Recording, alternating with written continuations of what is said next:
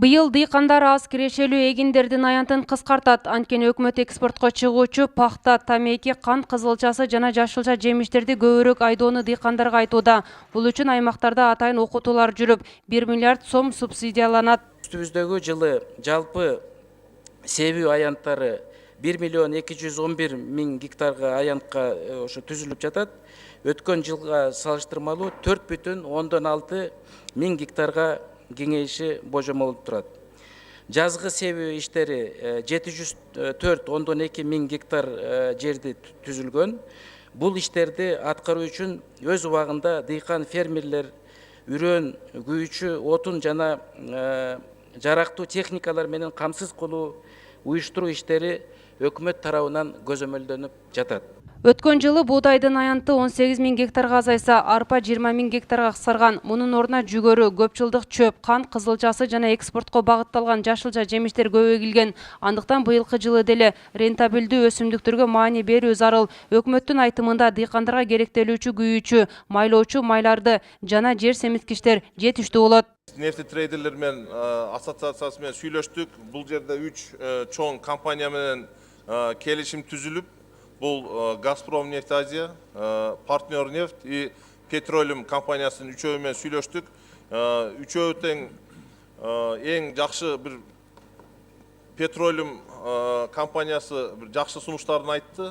Талаанын дыйкандардын чоң кооперативдер болсо, таласынын базасына чейин жеткирип беребиз. 7%га чейин ылды төмөндөтүп беребиз. 7% төмөнү бул 2 сом 58 тиын, 2 сом 50 тиын тегерегинде болот экен. Быйыл дыйкандарга өкмөт былтыркыдай эле 6,5 миллиард сомдон ашык насыя берет. Аны дыйкан чарбалар, фермерлер, жеке тараптар алышса болот. Ал эми өлкөдөгү эң чоң көйгөй жараткан ирригация маселесин чечүүгө да аракеттер жүрүүдө. Бул жатта Айыл чарба министрлиги иш алып барып, айдоо аянттарына сууну жана каналдарды курууну колго алууда. Айрым депутаттар мындан сырткары бир катар аймактарга кооперативдерди курууну сунушташты. Эгер жерлерге лабораторияны кура турган болсок, биздин продукциябыз действительно таза өтөт. Ошол эле бал, ошол эле этибиз, картошкабыз, бүт эгилген эгинибиз. Ошого мына бүгүнкү күндө суу чарбасы 80% элейт экен. Мен селхоздо суу чарбасыга көңүл буруп кетет элем да. Сиздер каттуураак киришсеңиздер. Суу жетишип берсе, суу жетишпей калган маалда ошо элдер кайрылып калат да.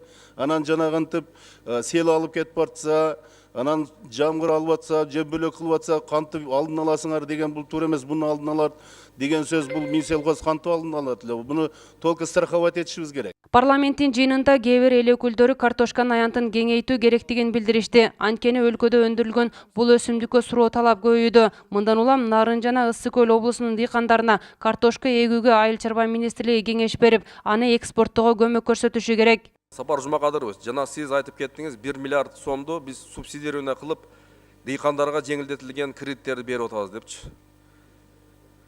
Бүгүнкү күндө ошондо 7 миллиард акча каражат бересиздер да, туура, ошол банк берет да.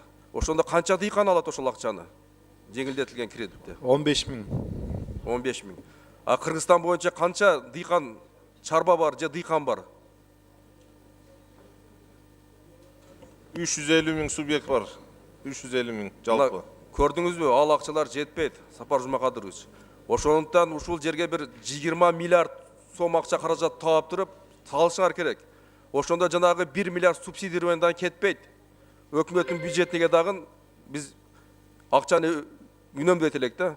Мына айтып атабыз банктарчы, ал 99% кайтарымдуулугу бар депчи. Акыркы жылдары дыйкандарды зыянга учураткандыгы үчүн Айыл чарба министрлигинин дарегине бир топ сындар айтылып келген. Бирок бүгүнкү парламент жыйынында аталган тармакта кыскартуулар болорун өкмөт башчы убада кылды. Эми министрлик дыйкандар менен тыгыз кызматташып, түшүмдүүлүктү көбөйтүүгө жана сатууну колго алат. Гүлзара Бакаева, Рустам Алымбаев, Ынтымак, Бишкек шаары.